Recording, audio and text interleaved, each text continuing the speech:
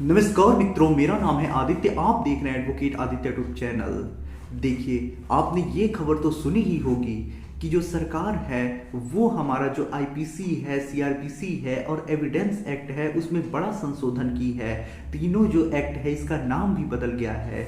तो ऐसे में मैंने कुछ ऐसे चैनल हैं जो फैमिली केसेस के ऊपर वीडियो बनाते हैं, वो लोग वीडियो बना रहे हैं कि 498A आईपीसी जो है वो ख़त्म हो चुकी है, नए कानून में है ही नहीं। 125 सीआरपीसी भी जो है, जो धारा है वो भी ख़त्म हो चुकी है, नए जो संशोधन आया है उसमें है ही नहीं।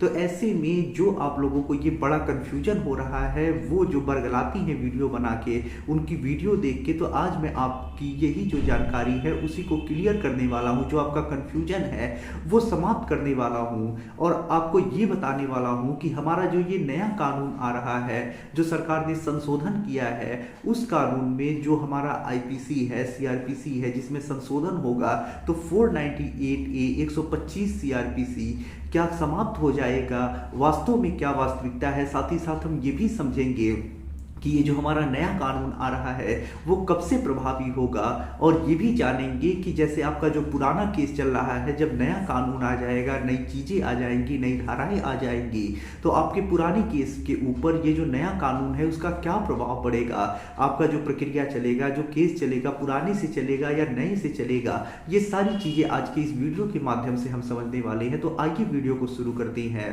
वीडियो में आगे बढ़ने से पहले मैं आपसे कुछ महत्वपूर्ण बातें बता देना चाहता हूँ।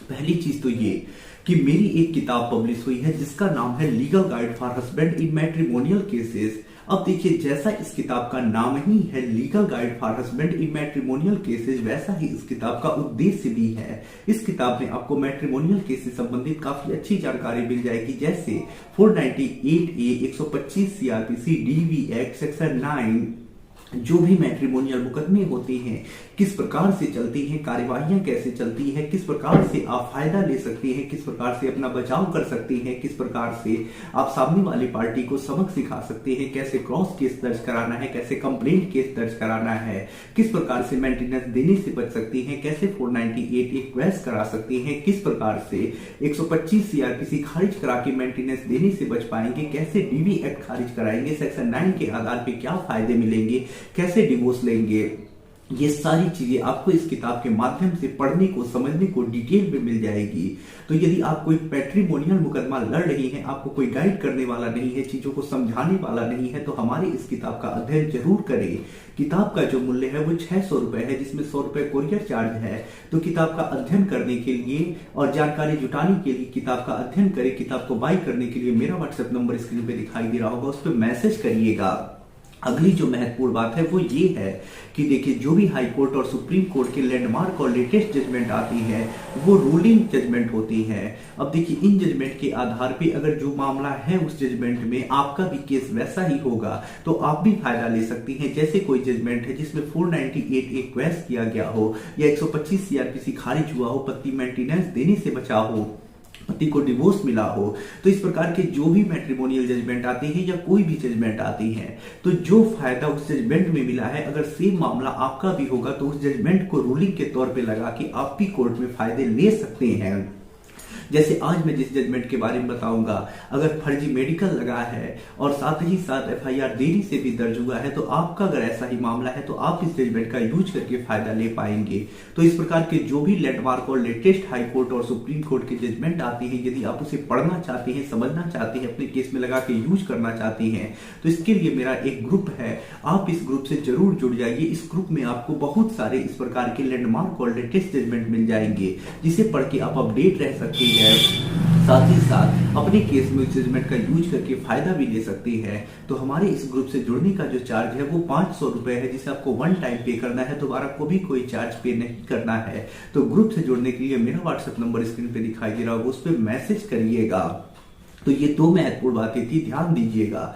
तो देखिए, सबसे पहली चीज तो ये कि जो ये नया कानून आ रहा है, जिसे आईपीसी की जगह भारतीय न्याय संहिता बोला जाएगा, और जो सीआरपीसी है उसकी जगह पे भारतीय नागरिक सुरक्षा संहिता बोला जाएगा। ये प्रभावी कब से होगा? आपने ये देखा होगा कि कानून तो बन चुका है, राष्ट्रपति का सिग्नेचर भी हो चुका है, सारी चीजें हो चुकी हैं, आपने पीडीएफ भी देख लिया होगा, लेकिन ये प्रभावी कब से होगा, लागू कब से हो रहा है, कब से कोर्ट में इस नए कानून से कार्यवाही शुरू होगी? तो देखिए, अभी इसका कोई डेट नहीं आया है। जो कानून है उसी में लिखा है कि अभी इस कानून को लागू नहीं किया गया है, यानी ये जो कानून है अभी लागू नहीं होगा और अभी समय है इसके लिए। कोई फिक्स डेट नहीं किया गया है कि कब तक लागू होगा, लेकिन अभी लागू नहीं हुआ है, सिर्फ कानून बना है और सरकार को जब लागू करना होगा तो सरकार गजट करेगी और उसके बाद सरकार बताएगी कि इस दिन से यह कानून लागू होगा। तो अभी जो भी चीजें हैं पुरानी ही चीजें हैं, पुराने तरीकों से ही चलेंगी, अभी नया कानून लागू नहीं हुआ है। अगला सवाल ये कि जब ये कानून लागू हो जाएगा तो हमारा जो पुराना केस चल रहा है, जैसे 498A चल रहा है, 125 सीआरपीसी चल रहा है, तो इस पे क्या प्रभाव पड़ेगा? क्या नया सेक्शन में बदलेगा या पुराना ही रहेगा? क्या प्रभाव पड़ेगा, क्या फायदा मिलेगा? तो देखिए, जैसे जब कोई कानून लागू होता है तो जिस दिन वो लागू होता है उसी दिन से प्रभावी होता है। जैसे मान के चलिए आज कोई कानून लागू हुआ तो ऐसे में वो कानून आज से लागू होगा, आज से प्रभावी होगा। जो पुरानी चीजें होंगी वो पुरानी तरीके से ही चलती हैं। जैसे मान के चलिए अभी कानून को लागू करने का कोई डेट नहीं आया है, मान के चलिए सरकार ने ये डेट रखा कि 26 जनवरी 2024 से यह कानून लागू हो जाएगा। ऐसे में अगर आपकी जो पत्नी है आपके ऊपर 498A का केस 25 जनवरी को दर्ज कराती हैं या 125 सीआरपीसी लगाती हैं 25 जनवरी को ही, तो जो भी चीजें हैं वो पुरानी तरीके से चलेंगी, पुरानी धाराएं आप पे लगेंगी। जिस दिन कानून लागू हो जाएगा, 26 जनवरी को लागू हो रहा है, तो 26 जनवरी को जब दर्ज होगा तो जो नई चीजें होंगी, नए धाराएं होंगी, उसमें केस दर्ज होगा। तो जो आपका पुराना केस है वो पुराने तरीके से ही चलेगा, पुरानी धाराओं पे ही चलेगा, पुराना सब कुछ उसमें वैसे ही रहेगा। अब इसमें समस्या जब कानून आ जाएगा तो ये बनेगा कि जो वकील है, जज है, जो भी लोग लॉ से जुड़े हैं, उन्हें नया और पुराना दोनों पढ़ना पड़ेगा, नया और पुराना दोनों किताबें रखनी पड़ेंगी। ये बड़ी समस्या है। पुराने केस में पुराना कानून, पुरानी धाराएं, नए केस में नया कानून, नई धाराएं, तो ये सारी चीजें लागू हो जाएंगी। तो ये एक परेशानी बनेगी, बड़ी परेशानी होगी। तो जिस दिन से कानून लागू हो जाएगा, सरकार गजट करके बता देगी, उस दिन से नया कानून लागू हो जाएगा, सारी चीजें नई हो जाएगी। लेकिन नए केसेस के लिए जो उस दिन केस दर्ज होगा उसके लिए, तो इस प्रकार से ये केस पे प्रभाव डालेगा। आपके पुराने केसेस के ऊपर कोई प्रभाव नहीं पड़ने वाला है। ये चीज आप माइंड में रख लीजिए। पुराना जैसे है वैसे ही रहेगा, जैसे प्रक्रिया चल रही है वैसे ही चलेगी, जो प्रक्रिया चल रही है वही चलेगी, जो धारा है वही रहेगी। तो कोई इस पे असर नहीं पड़ने वाला है। अब अगली चीज जो सबसे इंपॉर्टेंट है, क्या 498A और 125 सीआरपीसी खत्म हो जाएगा नए कानून में? तो देखिए, कुछ लोग बता रहे हैं कि खत्म हो गया है, खुशियां मनाओ, मिठाइयां बांटो। तो ऐसा कुछ नहीं है। जो भी कानून है सिर्फ उसमें जो धाराएं हैं उसको इधर से उधर कर दिया गया है, हटा के यहां से वहां कर दिया गया है। जो हमारी भारतीय दंड संहिता की धारा 498A है उसे समाप्त नहीं किया गया है। जो नया कानून आएगा जिसका नाम होगा भारतीय न्याय संहिता, उसकी जो धारा 85 होगी, धारा 85 होगी, सेक्शन 85 होगा, उसमें ले जाके रख दिया गया है। पहले भी 498A में 3 साल की सजा और जुर्माना का प्रावधान था। अब भी जो सेक्शन 85 है उसमें भी 3 साल की सजा और जुर्माना का ही प्रावधान है।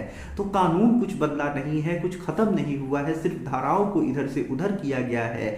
ऐसे ही हमारा जो 125 सीआरपीसी था, यानी दंड प्रक्रिया संहिता की धारा जो 125 थी, जिसमें मेंटेनेंस का प्रोविजन था, तो जो नया एक्ट आया है, जो नया कानून आया है जिसका नाम है भारतीय नागरिक सुरक्षा अधिनियम, उसकी जो धारा 144 है, यानी 144 है, 144 है, उसमें ले जाके रख दिया गया है। प्रोविजन वही है, सिर्फ सेक्शन को बदला गया है, बाकी कुछ चेंजिंग नहीं हुई है। तो आशा कर रहा हूं ये चीज आप समझ चुके होंगे, आपका कंफ्यूजन मिट चुका होगा। तो आपको ज्यादा कोई बरगला रहा है, भ्रमित कर रहा है, तो भ्रमित होने की आवश्यकता नहीं है। नया कानून आ जाने से 498 125 खत्म नहीं हो रहा है, जैसे का तैसा है, सिर्फ सेक्शन बदला गया है। और ये भी चीज है, जो आपका पुराना केस रहेगा जब दर्ज होगा तो जैसा समय रहेगा, सिचुएशन रहेगा, उसी के आधार पे चलेगा। अगर आप जब ये कानून लागू हो जाएगा, उसके पहले का केस है तो 498A में चलेगा, कानून लागू हो जाता है उसके बाद दर्ज होता है तो सेक्शन 85 में चलेगा। अगर 125 सीआरपीसी लागू होने के पहले दर्ज होता है तो इसी सेक्शन में चलेगा, लागू होने के बाद दर्ज होता है तो 144 में चलेगा। बस यही चीजें हैं, बाकी कुछ नहीं है। तो यही कुछ चीजें थी, काफी लोग इस पे कंफ्यूजन कर रहे थे, लोगों को भ्रमित कर रहे थे, वो मैंने सोचा कि आपका कंफ्यूजन दूर कर दूं। तो आशा कर रहा हूं ये जानकारी और वीडियो आपको काफी ज्यादा पसंद आया होगा। यदि आप किसी कानूनी समस्या से परेशान हैं और ऐसे में आप मुझसे फोन पे बात करके अपनी कानूनी समस्या का समाधान प्राप्त करना चाहते हैं तो मेरा व्हाट्सएप नंबर स्क्रीन पे दिखाई दे रहा होगा, मैसेज करके अपॉइंटमेंट बुक करा के आप मुझसे कॉल पे बात कर सकते हैं। वीडियो पसंद आया हो तो वीडियो को लाइक करें, अपने दोस्तों के साथ शेयर करें, और यदि आप चैनल पे नए हैं तो चैनल को सब्सक्राइब करके बेल आइकन को दबाएं। मिलते हैं नए वीडियो के साथ अगले दिन, तब तक के लिए जय हिंद, जय भारत।